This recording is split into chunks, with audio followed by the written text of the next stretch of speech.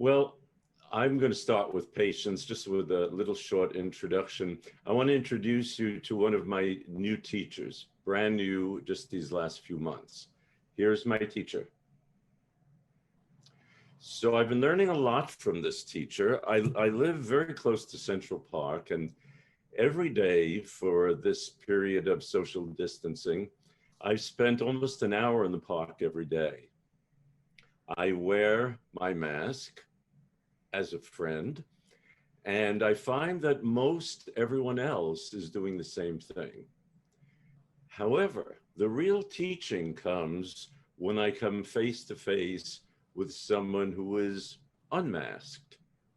I found in the beginning that when I met the unmasked, I didn't do all that well. I had all sorts of feelings come up that strongly resembled anger and annoyance and displeasure. And unfortunately, since my face was masked, I really couldn't express those feelings of anger very well. So I think the unmasked all went by and it was just sort of a non-event. But it wasn't a non-event for me because I was retaining that annoyance and impatience and yeah, even anger.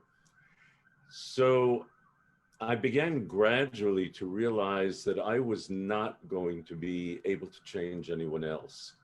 For me to enjoy my walk in the park, the change was going to have to be within me. And it turned out to be rather easy to do. All I had to do was move out of the way. It's not rocket science, I said to myself, just step out of the way. And lo and behold, my walks became pleasant again.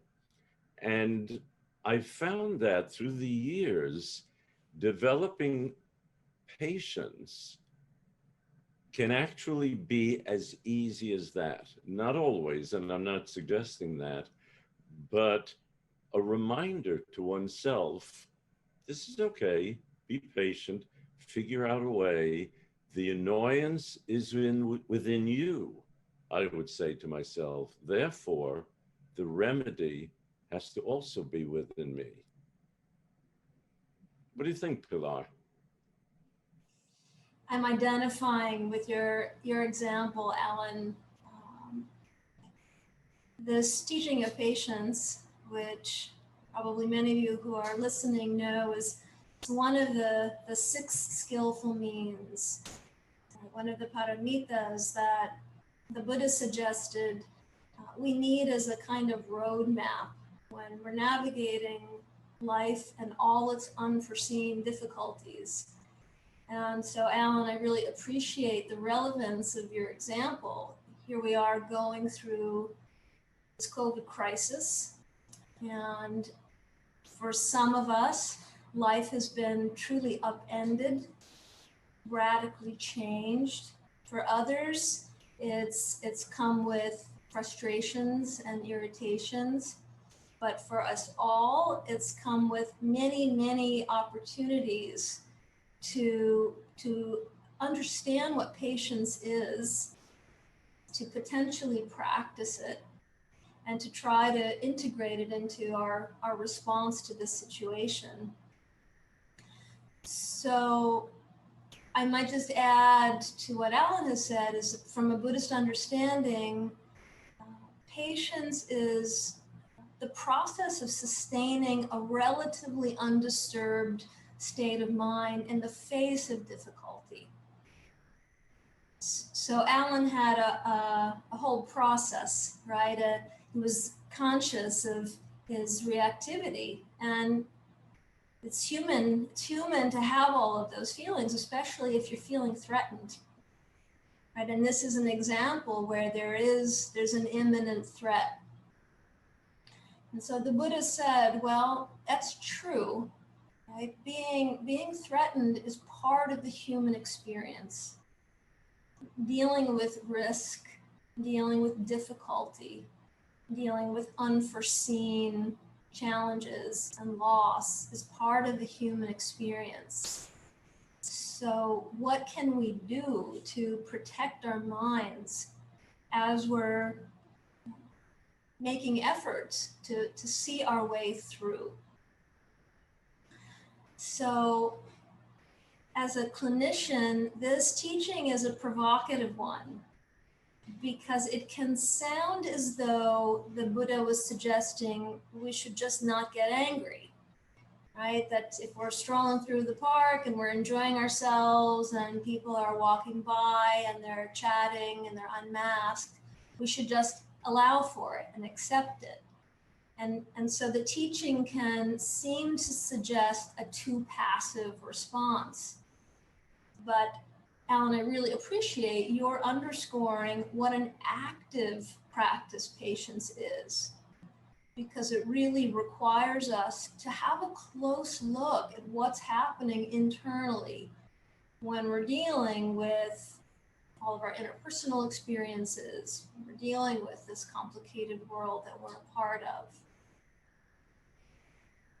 So, Allan, I wonder if that notion of patience being an active process resonates with you. Yes, and it's such an important point because I think that when we think about a practice like patience, we think of, well, just get very calm and don't let anything bother you. And, it kind of can feel a bit like suppression. And it's not meant to be that at all. The truth is that when we speak about working with patients, what we're really doing is we're working with impatience. Because if patience is present, we're fine. There's not really much to have to work with. But it's impatience that we look at. But how do we look at it? When do we look at it? Now, the word mindfulness and the teachings of mindfulness are so overexposed at the moment. In the sense they can't be overexposed, but sometimes I say jokingly that mindfulness has gone viral, but I don't think the practice of mindfulness has gone viral. And mindfulness becomes the big issue because in order to develop greater patience, we need to be able to spot when impatience is arising.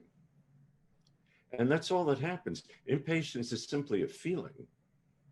And one thing that can really help us is that it's an uncomfortable feeling.